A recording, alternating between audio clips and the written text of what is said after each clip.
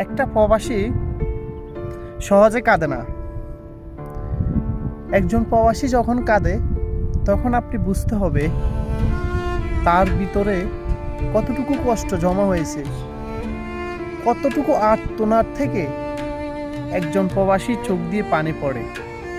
আসলে মূলত আমরা যারা প্রবাসে থাকি আমাদের এই কষ্ট দেশের মানুষ বোঝে না। দেশের মানুষ মনে করে এখানে তো আমরা অনেক আরাম-আয়েশে জীবন কাটাচ্ছি, সারাক্ষণ শুধু আরাম।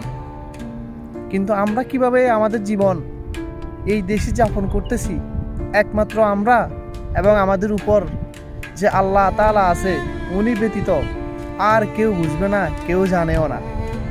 তো একজন প্রবাসীর মনের হাহাকার কোনো দেশের মানুষ কখনো বুঝবে না, বুঝতে চাইবেও না।